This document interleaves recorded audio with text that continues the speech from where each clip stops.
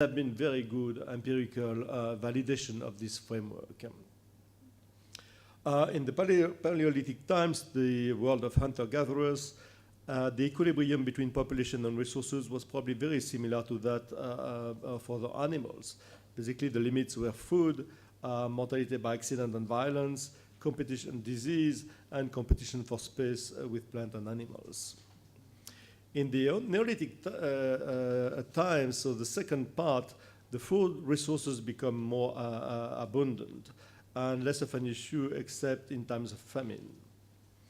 But population density increases, so communicable disease start to take a heavy toll because of higher opportunities for germs to spread, and also because of more contact with animals.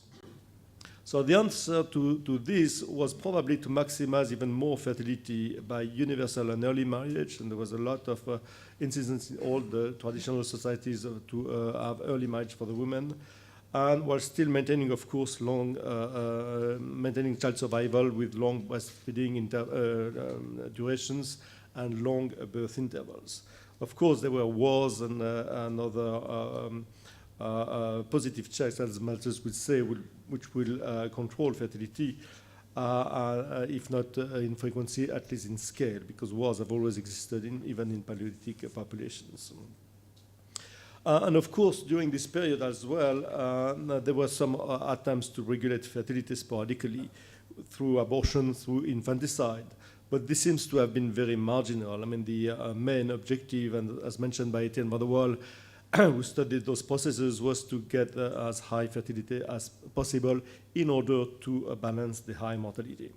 And the end of this period is where Malthus was writing. He was writing about what did happen over the past 2,000 years. Didn't anticipate what will happen later on.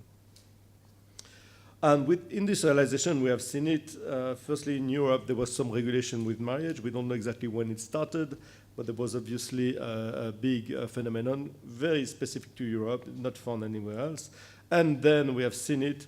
Couples started to prefer smaller families and to limit their fertility. And this is the core of the fertility transition. So we are now with a new paradigm for humans, I mean, something very different from animals. A new consciousness that life will be better with fewer children. And this is due to a variety of factors. Less need to have many children because the survival to adulthood has increased. A change from quality to quantity to quality, and then the need to make more investment in children to ensure them better chances in life, competition between cost of raising children and acquisition of modern goods, and this has been extensively discussed. I always refer to Adolphe Landry, who wrote the first book called The Demographic Revolution, who explained in detail, and he studied everything at that time also, going back to the Romans, that there's not one single factor explaining the demographic transition, but many factors, a series of factors, which led to this new consciousness and this new behavior. The limits to population growth still exist, and some are still man-made: wars, political instability, poor state management, poverty, unfair distribution of wealth, not counting emerging diseases. For those who study African demography, I mean, AIDS has been a major has had a major impact on mortality over the last 20 years, and this was totally unexpected. Next slide. So we'll always come back to Malthus when we discuss the demographic transition. I will present the two sides, how wrong, how right he was. How right. So Malthus focused on the equilibrium between food supply, poverty, and population growth. And when he wrote his famous book, An Essay on the Principle of Population, it was just at the end of the previous period. At the end of this period, we have seen a stabilization of the population, and at the beginning of a new era. And Philippe Ariès, a French historian, keeps saying that he was born too early in a world that was changing too fast. Malthus studied the fate of human societies, and he understood very well what did happen at that time. Under favorable conditions, population grows exponentially, but then land is fixed, the resources are fixed, so there must be a limit to population growth. and he acknowledged, as you know, all the various positive checks to population, poverty, famine, disease, wars, and so on and so forth. And obviously, he was right when he wrote his book.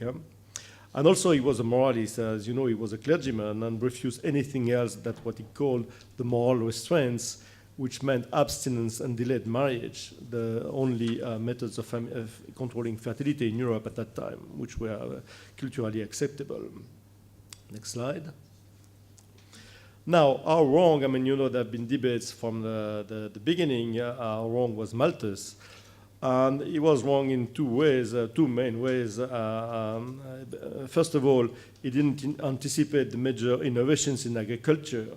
Between 1800 and 2000, the yield increased faster than the population, so that the food supply per capita increased despite the increasing population. And he had always the opposite argument, because he was, again, looking at data from the past where it didn't happen before. And he was wrong also on the fertility transition, because he didn't anticipate that people would start changing behavior by choice and not under physical constraints. And this new attitude became morally acceptable in the 19th century, primarily because of the secularization of societies, and he probably couldn't anticipate that at that time. So basically, in Europe, couples solved the population problem by changing their attitude and behavior and adopting contraception. And then, especially with colonization, Europeans exported this new attitude to the rest of the world by providing a template, a model that people could imitate, and after 1950, by developing state policies. And by this, I mean namely the family planning programs.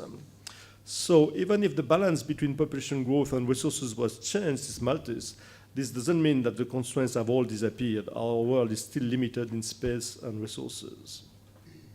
Next slide. Now, next question, is the Dutch case replicable? Well, I couldn't speak about the population question in this country without mentioning what is called the Dutch case. Holland is always presented as the ideal model against Malthusian ideas. In fact, it is almost, as I said, tarte à la crème. You know, that cream cake that actors will throw to each other's face in burlesque movies at the beginning of the 20th century. I mean, I was in Paris over the last few months, and Hervé Lebrun, who is a very prominent French demographer, he spoke on TV, and he mentioned Holland as an example. A few weeks ago, Henri Léridon gave a lecture at the Collège de France, which is a very prestigious institution, and again spoke about Holland as an example against Malthusian ideas. So let's see what is unique about Holland and what is our replicability. Holland is presented as the population miracle, able to combine high population density with high income. We know how you did it. I mean, by increasing arable land through technology and by managing efficiently the state and the economy and developing trade.